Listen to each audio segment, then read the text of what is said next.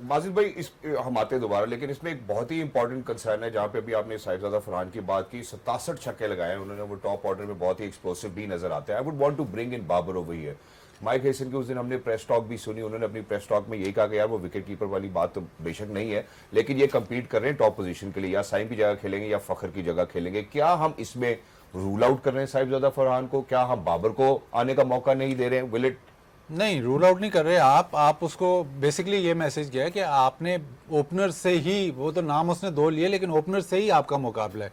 तो बीएट साइम हो या साहबजादा हो या फ़खर हो, आपका मुकाबला इनसे है। सो बेसिकली रोल डेफिनेशन है, ये नहीं है कि जी बाबर बहुत ज़्यादा रन्स बनाता है तो उसको खेलना ही खेलना है तो इसको नंबर 3 पे कर लो। नहीं, अगर आपने ओपनिंग स्लॉट पे खेलना है तो ये इनके खिलाफ मुकाबला है, अगर आपने मिडिल ऑर्डर में खेलना है तो इनके खिलाफ आपको पिच किया जाएगा और आपने इनसे बेहतर परफॉर्म करना है। तो बेसिकली मैसेज यही है कि आपने अपनी स्ट्राइक रेट इंप्रूव करनी है और वो कर सकते हैं। मतलब इसमें कोई रोक टोक नहीं है कि रिजवान अपनी स्ट्राइक रेट नहीं इंप्रूव कर सकता, बाबर नहीं। अगर वो कर सकता है तो ज़रूर वो वापस आए, मतलब उसमें किसी के पास हक नहीं है कि उसको रोका जाए। इसी तरह साहिबजादा भी हम कहते हैं कि नया प्लेयर, नया नहीं है, ये काफ़ी देर से खेल रहा है। ठीक है। और कितनी देर से ये मैच्योर होता चला आ रहा है, रिकॉर्ड बना दिया इस साल तो इसने T20 में सेंचुरीज कर करके।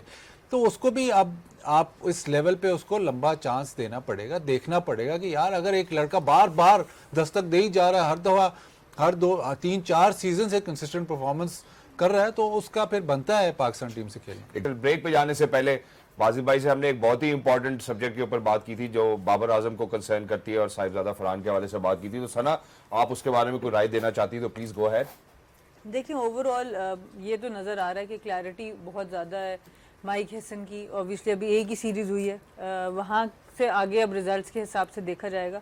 और वही बात है कि ये पिचेस का टेस्ट बहुत ज़्यादा नज़र आएगा कि ये जो मॉडर्न डे क्रिकेट की जो हम बात करें, अपने स्ट्राइक रेट को 120-130 से ऊपर रखने की बात करें, तो जब पिचेस आपको कहेंगी थोड़ा सा स्लो खेलने को, क्या ये लोग इसको एडजस्ट कर पाएंगे? और उसी से बाकी लोगों का भी फैसला हो जाएगा। अगर ये लोग एडजस्ट कर पाएंगे तो बाकी लोगों का चांस कम होता जाएगा। लेकिन जो बात हम पहले कर रहे थे सिलेक्शन इनकंसिस्टेंसी के हिसाब से, कि हम चैंपियंस ट्रॉफी में देखते हैं इरफान खान न्याजी को टीम के साथ रख के बाहर कर दिया, अब्दुल्ला शफीक को टीम के साथ रख के बाहर कर दिया, उसके बाद सऊद शकील आ जाते हैं, खुशदिल आ जाते हैं। अब ये बहुत ज़रूरी है कि अब यहाँ से आगे जो 6 महीने हैं उसमें आप एटलीस्ट जिन प्लेयर्स को बैक करें फिर उनको करते रहें। ठीक है। क्योंकि जब आखिरी टाइम पे आप लोग लेके आते हैं, फिर ना वो प्लेयर्स को आप अकाउंटेबल कर सकते हैं, ना जिसको आपने ड्रॉप किया उसको आपने फ्री रन दिया था।